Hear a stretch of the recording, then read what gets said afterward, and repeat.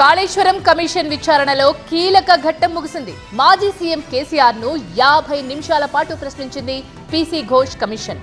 18 ప్రశ్నలను సంధించింది. బ్యారేజీల నిర్మాణం నుంచి కాళేశ్వరం కార్పొరేషన్ వరకు ఆరా తీసింది కమిషన్.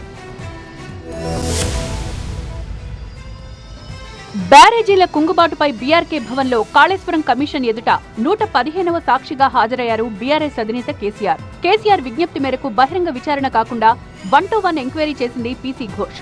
బ్యారేజీల నిర్మాణం నిర్ణయం ఎవరిది, ప్రాజెక్టుకు కేబినెట్ ఆమోదం ఉందా అన్న ప్రశ్నలను అడిగింది కమిషన్. అయితే కేబినెట్ ఆమోదంతోనే, నిపుణుల సూచనలతోనే కాళేశ్వరం ప్రాజెక్టు నిర్మించినట్లు కమిషన్కు తెలిపారు కేసీఆర్.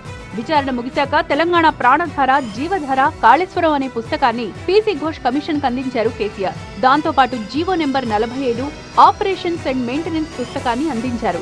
కాళేశ్వరం కమిషన్ కేసీఆర్ ను ప్రశ్నించడంపై బీఆర్ఎస్ నేతలు ఆగ్రహం వ్యక్తం చేశారు. కేసీఆర్ పై కాంగ్రెస్, బీజేపీ రాజకీయ కుట్రలు చేస్తున్నాయని మండిపడ్డారు కేటీఆర్. కాళేశ్వరం లాంటి ప్రాజెక్టు గనక భారతదేశంలో కాకుండా ఇంకెక్కడన్నా కట్టింటే, ఇట్లాంటి చిల్లర రాజకీయ పార్టీలు ఉన్న కాడ కాకుండా ఇంకెక్కడన్నా కట్టింటే ఒక అత్యుత్తమ పురస్కారం కూడా వారికి అందేది. ఈరోజు కేసీఆర్ గారి మీద ఏదైతే కక్ష సాధింపు చర్యలు బీజేపీ, కాంగ్రెస్ కలిసి చేస్తున్నాయో, దున్నపోతు ఈనిందని ఒకడంటే దుడ్డను కట్టేయమని ఇంకోడన్నట్టు 100 కంపోనెంట్లుండే కాళేశ్వరం ప్రాజెక్టులో ఒక్క కంపోనెంట్ లో, ఒక్క మేడిగడ్డ బరాజ్లో 2 పిల్లర్లకు పగుళ్లు వస్తే అది కూడా కాంగ్రెస్ వాళ్ళే లుచ్చా పని చేసి ఉంటారని నా నమ్మకం. ఈ రోజు కూడా ఖచ్చితంగా మరి ఇవాళ కేసీఆర్ గారిని బద్నాం చేయాలనే కుట్ర ఏదైతే కాంగ్రెస్, బీజేపీ చేస్తున్నదో ఇది కమిషన్ ముందు కూడా విచారణలో నిజాలు బయటకు వస్తాయి.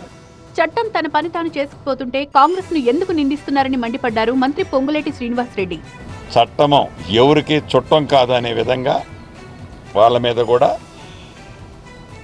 ఆ చర్యలు తీసుకోవటం జరుగుద్దని మీ ద్వారా తెలియజేస్తాం. కేబినెట్ అప్రూవల్ ఉందని అయితే నేను కూడా అనుకోవటం లేదు.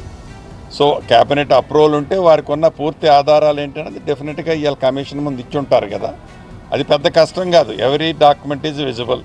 మొత్తానికి కాళేశ్వరం కమిషన్ విచారణ తెలంగాణలో అగ్గి రాజేసింది. అయితే ఘోష్ కమిషన్ ఎలాంటి రిపోర్ట్ ఇస్తుంది అన్నది ఆసక్తికరంగా మారింది.